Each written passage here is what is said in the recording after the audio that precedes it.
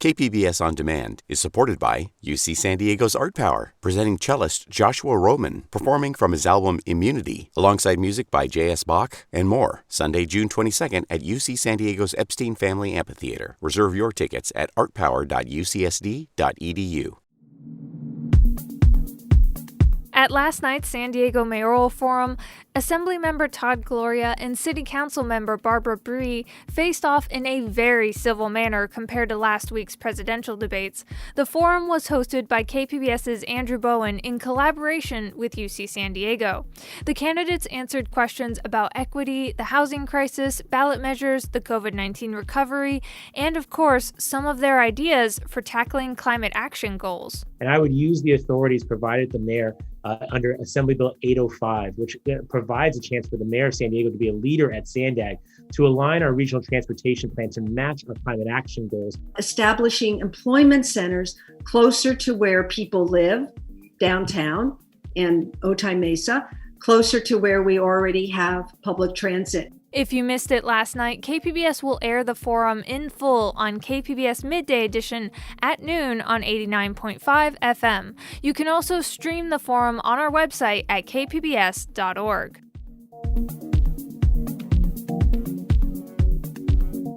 San Diego City Council President Georgette Gomez released her tax returns recently, and the San Diego Union Tribune noted some discrepancies between the returns and publicly available information. Gomez is running for a seat in Congress in California's 53rd District against opponent Sarah Jacobs. According to Gomez's federal tax filing in 2017, she reported no income, despite earning more than $90,000 from her job on the council. The UT also found that on her 2018 return, Gomez reported about $90,000 in income, but in financial disclosures she had to file with Congress as a candidate for federal office, she reported an income of more than $120,000. In a statement, Gomez says she was shocked by the discrepancies. Through a spokesperson, she says her accountant and tax preparer are at fault for the errors, and she plans to file an amended return.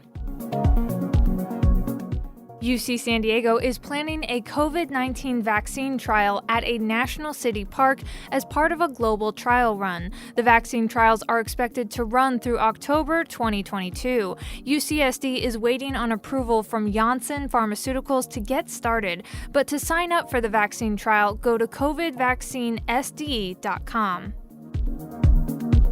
San Marcos is helping city employees who are returning to work by providing a place for their kids to go for distance learning. The city has turned the local senior center into a learning hub where children are guided by staff into their Zoom meetings and lectures. Parents can drop off their kids for a day of virtual learning followed by recreational activities. Stella James is a student at the learning hub. She says the recreational activities are her favorite part. I like it here because I get to play in the rec room and I get to go on the playground with the PM staff, and sometimes when you're in music and PE you get to go into the computer room. The city says the program will be available to city employees through the end of 2020 and potentially beyond to assist parents with hybrid learning.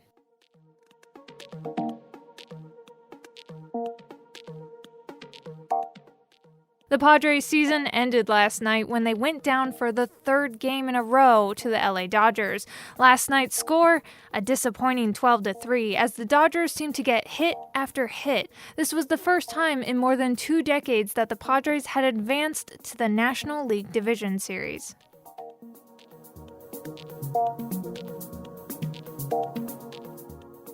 It's Friday, October 9th, and it's officially 22 more days until Halloween. This is San Diego News Matters from KPBS News, a daily morning news podcast powered by everyone in the KPBS newsroom.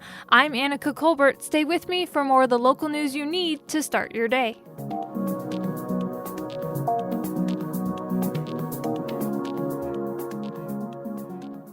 KPBS On Demand is supported by Latino Legacy Foundation, presenting their Storyteller series, Reach for the Stars with Ellen Ochoa, the first Latina astronaut, former NASA director, and San Diego native, Sunday, June 29th. More at latinolegacyfoundation.org.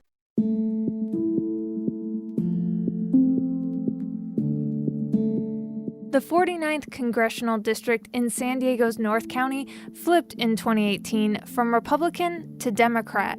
KPBS reporter Shalina Chetlani spoke to both candidates about their platforms and their confidence in their voter base. In the 49th District, there are slightly more Democratic voters, 38%, compared to Republican voters, 36%, and more than a quarter are independents. That could help incumbent Mike Levin keep the seat blue. But Republican challenger Brian Marriott says he could flip the seat back because voters want someone more bipartisan. I mean, Mike is a very, very ambitious progressive. He's part of a progressive caucus that has ideas about nationalizing our energy sector, our healthcare sector, and that means putting you and your family on a government-run plan quickly. I mean, that's their plan, and that's not what families want. But Levin says he's passed several bipartisan bills. I think the record speaks for itself. I'm the chairman of a Veterans Affairs Subcommittee where I've helped to introduce 20 bills, bipartisan bills, 12 of which have passed the House, 4 of which have already been signed into law by President Trump. Look at my own record, and I'm very proud. We've done a very good job in trying to represent our community. Some of Levin's key issues are veterans' rights and removing nuclear waste from San Onofre and keeping residents safe during the coronavirus pandemic. Marriott says he supports private health care and keeping businesses afloat. Shalina Chetlani, KPBS News.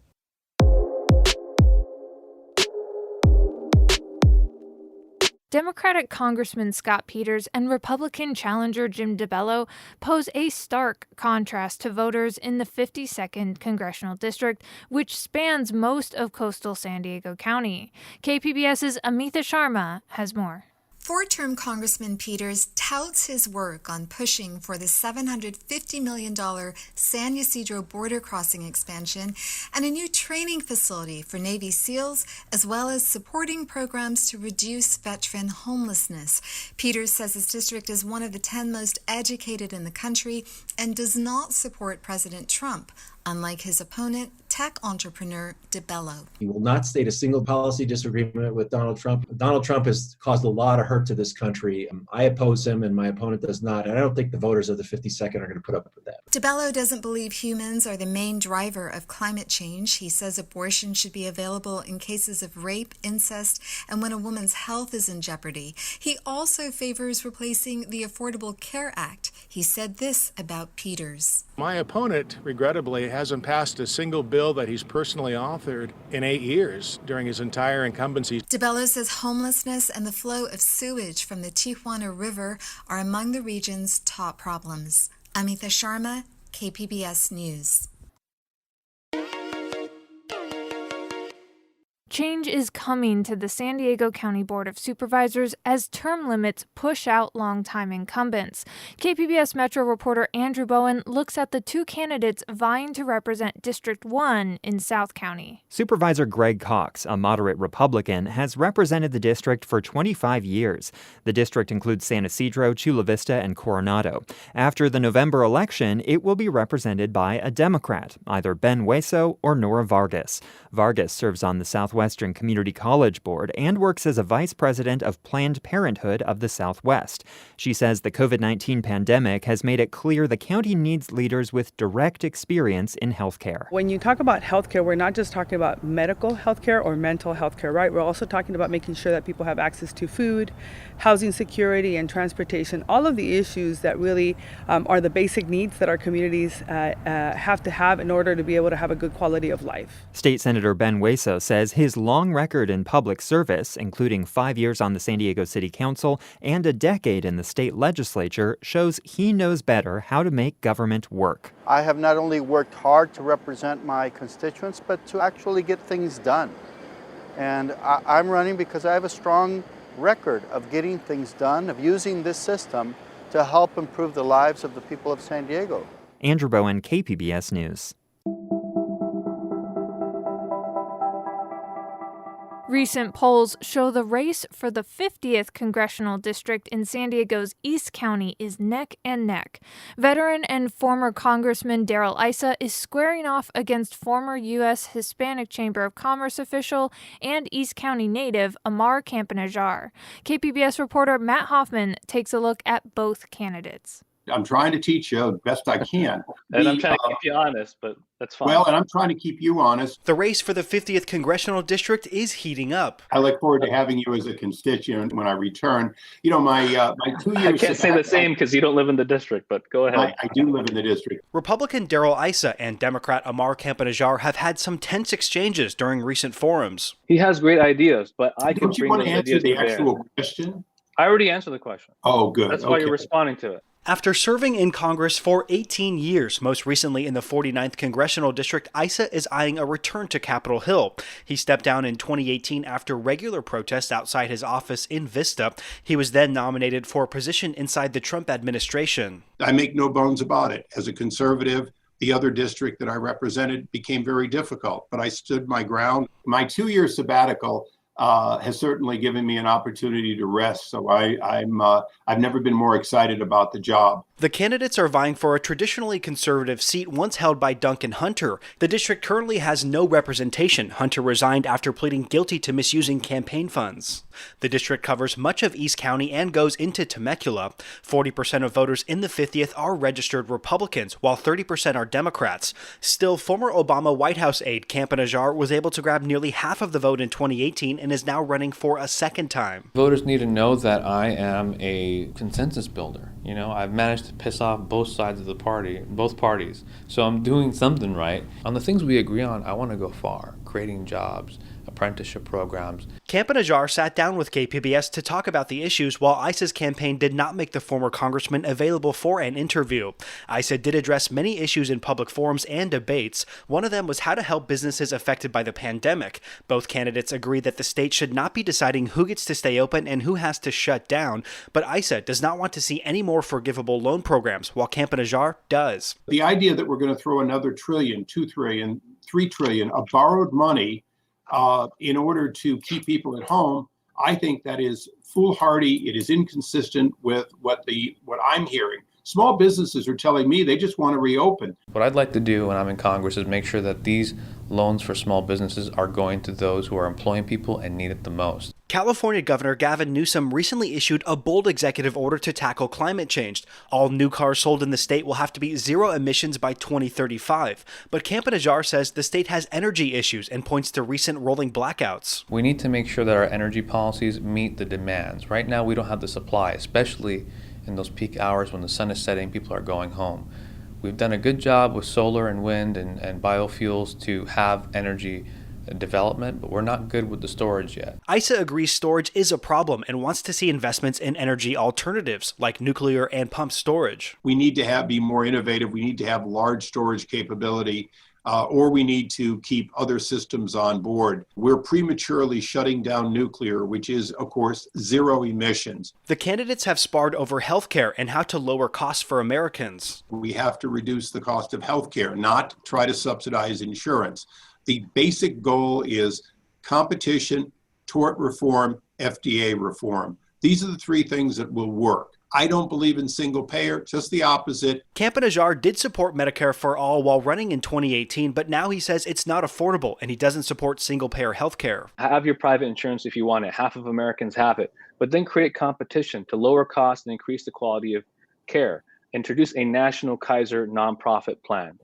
Give people the opportunity to buy into Medicare a little bit earlier. Through the end of June, Issa, formerly one of the wealthiest members of Congress, has raised $8.2 million, of which nearly $6 million was donated or loaned by Issa himself. During the same time, Campa-Najjar has raised just over $3 million. That was KPBS's Matt Hoffman. And remember, the KPBS Voter Guide is online now. It's a resource where you can customize it to your ballot. You can make sure you're registered to vote, request a ballot, find your polling place, and find comprehensive links to all of the news and information on local and state races and ballot measures. You can find the KPBS Voter Guide online at kpbs.org/election.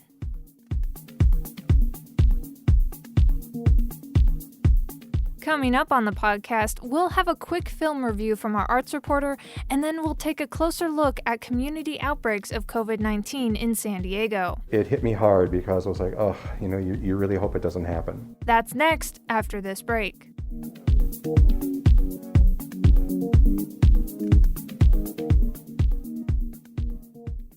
KPBS On Demand is supported by the San Diego County Toyota dealers, offering a new 2025 lineup of vehicles at your local Toyota dealer, including a new Tacoma with turbocharged 4-cylinder engines and a hybrid powertrain option. The San Diego County Toyota dealers. We make it easy.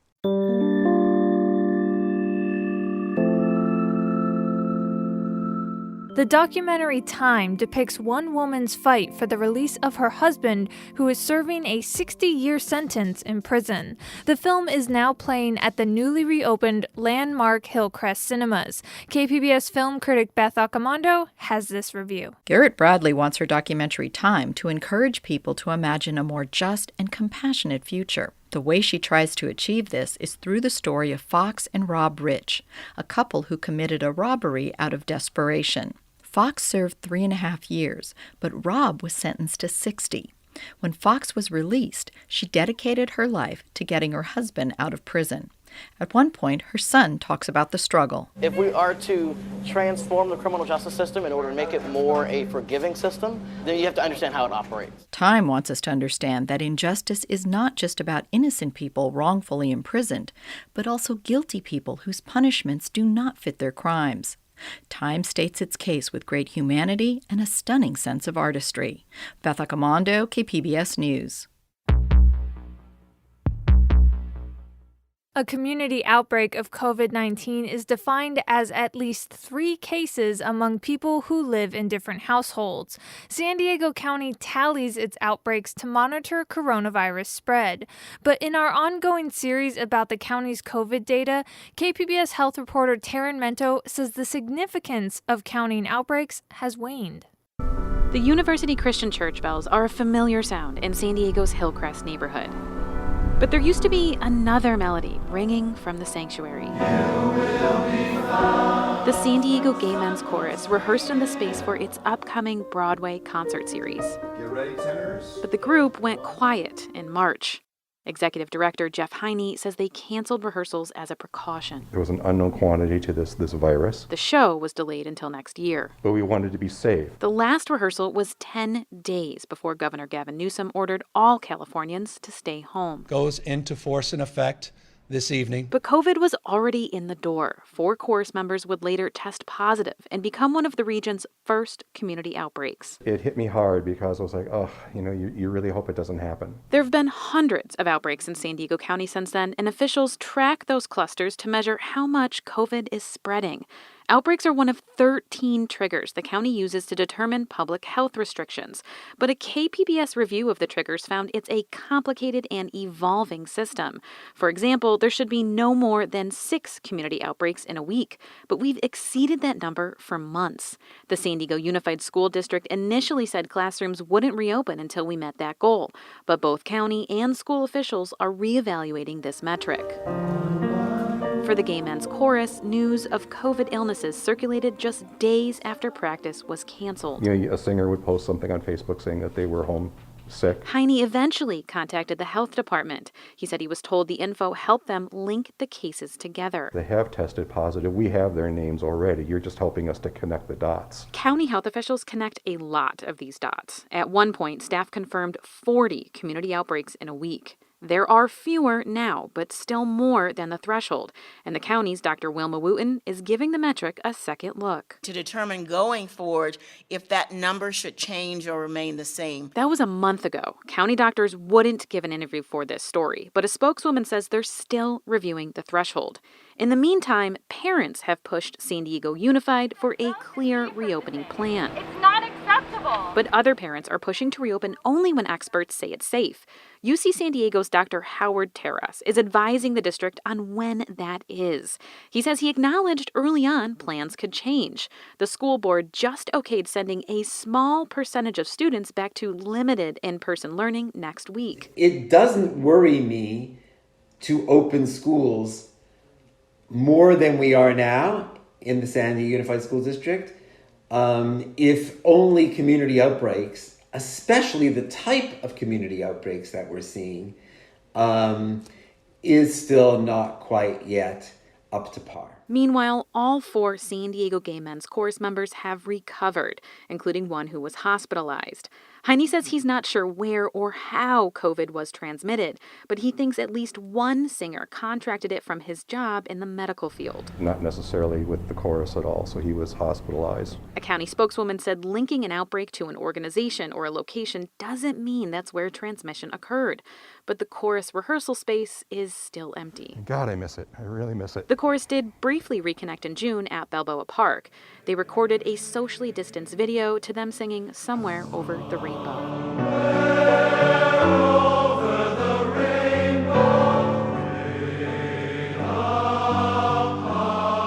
Passers-by recognize them. Heine says after canceling 2 seasons of concerts and profits, the experience lifted the chorus's spirits. And I think for the people who gathered too. I mean, it kind of gets you wondering, well, what would stop us from just going out into the park and just singing Christmas carols in December? Their return to Broadway show is scheduled for April, but it's unclear what the data will allow then. Right now, live theater is not part of any phase of the governor's reopening plan. That was KPBS health reporter Taryn Mento. KPBS will continue to report stories on the region's 13 triggers as part of an ongoing series. You can look at all 13 data points using the KPBS Trigger Tracker at kpbs.org. That's it for the podcast today. Thanks so much for listening and have a great weekend.